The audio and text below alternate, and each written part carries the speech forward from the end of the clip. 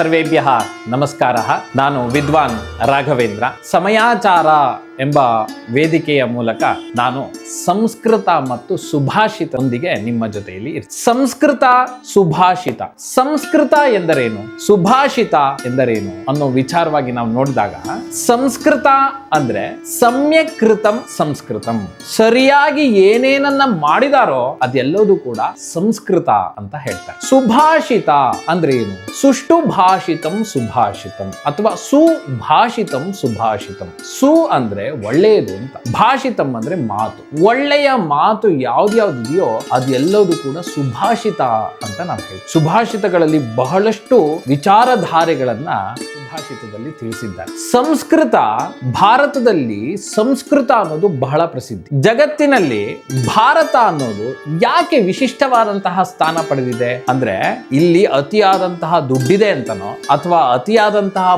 ಬಲ ಇದೆ ಅಂತನೋ, ಅಥವಾ ಇನ್ನೇನಾದ್ರೂ ಇದೆ ಅಂತನೋ? ಖಂಡಿತವಾಗಿಯೂ ಅಲ್ಲ. ಯಾಕೆಂದ್ರೆ ಅದೆಲ್ಲದೂ ಬೇರೆ ದೇಶಗಳಲ್ಲೂ ಇದೆ. ಭಾರತನೇ ಯಾಕೆ ಪ್ರಸಿದ್ಧಿ ಅಂತ ಕೇಳಿದ್ರೆ, ಭಾರತಸ್ಯ ಪ್ರತಿಷ್ಠೆ ದ್ವೇ, ಜ್ಞಾನಿಗಳು ಹೇಳ್ತಾರೆ, ವಿದ್ವಾಂಸರು, ಭಾರತಸ್ಯ ಪ್ರತಿಷ್ಠೆ ದ್ವೇ ಸಂಸ್ಕೃತಂ ಸಂಸ್ಕೃತಿಸ್ತಥಾ ಅಂತ. ಸಂಸ್ಕೃತ ಸಂಸ್ಕೃತಿ ಎರಡು ಕೂಡ ಇಲ್ಲಿ ಪ್ರಸಿದ್ಧವಾದಂಥದ್ದು. ಸಂಸ್ಕೃತಿ ಅನ್ನೋದು ಸಂಸ್ಕೃತಾಶ್ರಿತ.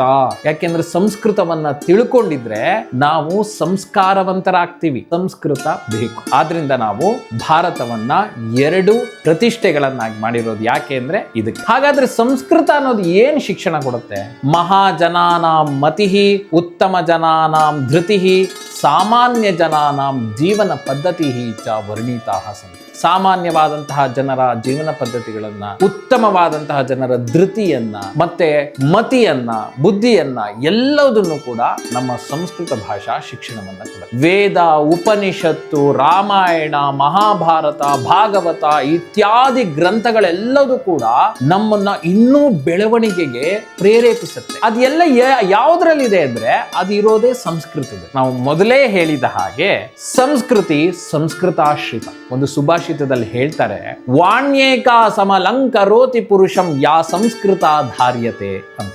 ವಾಣಿ ಏಕ ಸಮಲಂಕರೋತಿ ಪುರುಷಂ. ಮನುಷ್ಯನನ್ನ ನಿಜವಾಗಿಯೂ ಅಲಂಕಾರ ಮಾಡೋದು ಅಂದ್ರೆ ಅದು ವಾಣಿ ಮಾತ್ರ. ಯಾವ ವಾಣಿ? ವಾಣ್ಯೇಕ ಸಮಲಂಕರೋತಿ ಪುರುಷಂ ಯಾ ಸಂಸ್ಕೃತ ಧಾರ್ಯತೆ. ಯಾರು ಸಂಸ್ಕೃತವನ್ನ ಧರಿಸಿರ್ತಾನೋ ಅವನ ವಾಣಿ ಬಹಳ ಚೆನ್ನಾಗಿರುತ್ತಂತೆ, ಕೇಳಿಸ್ಕೊಳ್ಳಿ. ಆದ್ರಿಂದ ನಾವು ಸಂಸ್ಕೃತವನ್ನ ಕಲಿಯೋಣ. ಯಾಕೆಂದ್ರೆ ಸಂಸ್ಕೃತಂ ಅಮೃತಂ. ತುಂಬಾ ಜನ ಅನ್ಕೋತಾರೆ ಸಂಸ್ಕೃತ ಅನ್ನೋದು ಕೆಲವು ಧಾರ್ಮಿಕದ ಕಾರ್ಯಗಳಿಗೆ ಮಾತ್ರ ಇರುವಂತದ್ದು, ಎಲ್ಲರಿಗೂ ಅವಕಾಶ ಇಲ್ಲ ಅಂತ. ಅದು ತಪ್ಪು ಕಲ್ಪನೆ. ಯಾಕೆಂದ್ರೆ ಸಂಸ್ಕೃತ ಅನ್ನೋದು ಎಲ್ಲರಿಗೂ ಬೇಕಾಗುವಂತಹ ಭಾಷೆ. ಯಾಕೆಂದ್ರೆ ಸಂಸ್ಕೃತಿ ಬೇಕಲ್ವಾ? ಆದ್ರಿಂದ ಸಂಸ್ಕೃತ ಅನ್ನೋದು ಎಲ್ಲರಿಗೂ ಬೇಕಾಗಿರುವಂತಹ ಭಾಷೆ, ಕೆಲವರಿಗೆ ಮಾತ್ರ ಸೀಮಿತವಾಗಿರುವಂತಹ ಭಾಷೆ ಅಲ್ಲ. ಹಾಗಾಗಿ ಸಂಸ್ಕೃತಂ ಅಮೃತ ಭಾಷೆ. ತುಂಬಾ ಜನ ಹೇಳುವಂತದ್ದು ಸಂಸ್ಕೃತ ಮೃತ ಭಾಷಾ, ಮೃತ ಭಾಷಾ ಅಂತ. ಖಂಡಿತವಾಗಿಯೂ ಅಲ್ಲ. ಸಂಸ್ಕೃತಂ ಅನ್ನೋದು ಅಮೃತ ಭಾಷೆ. ಯಾಕೆಂದ್ರೆ ಪಾಣಿನಿ ಮಹರ್ಷಿಗಳು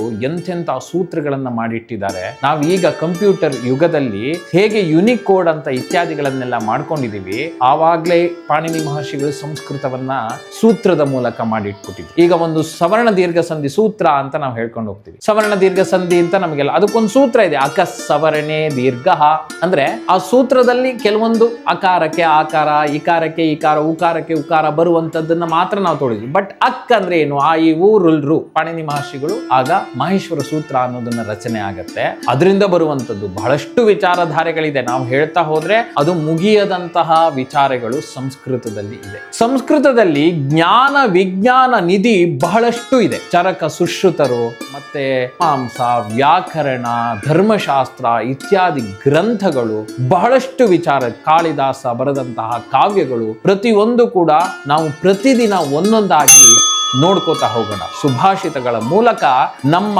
ಮಾನವ ಜೀವನ ಪದ್ಧತಿಯನ್ನ ಸರಿಯಾದ ನಿಟ್ಟಿನಲ್ಲಿ ತಗೊಂಡೋಗುವಂತಹ ಪ್ರಯತ್ನವನ್ನ ನಾವು ಮಾಡೋಣ. ಆದ್ರಿಂದ ದಿನಕ್ಕೆ ಒಂದೊಂದು ಸುಭಾಷಿತವನ್ನ ಓದೋಣ. ಆ ಸುಭಾಷಿತದ ಮೂಲಕ ನಮ್ಮ ಜೀವನ ಬೆಳವಣಿಗೆಯನ್ನ ಮಾಡ್ಕೊಳ್ಳೋಣ. ಸಂಸ್ಕೃತಂ ಅಮೃತಂ, ಅಮೃತಂ ಸಂಸ್ಕೃತಂ ಮಿತ್ರ, ಸರಸಂ ಸರಳಂ ವಚಃ. ಆದ್ರಿಂದ ಅಮೃತ, ಸಂಸ್ಕೃತ ಅನ್ನೋದು ಅಮೃತ, ಸರಸ, ಸರಳವಾಗಿದೆ. ಇದನ್ನೆಲ್ಲದನ್ನು ನಾವು ಓದೋಣ ಮುಂದಿನ ದಿನಗಳಲ್ಲಿ ಅಂತ ಹೇಳ್ತಾ ನಾನು ವಿರಮಿಸ್ತಾ ಇದ್ದೇನೆ. ಧನ್ಯವಾದಗಳು.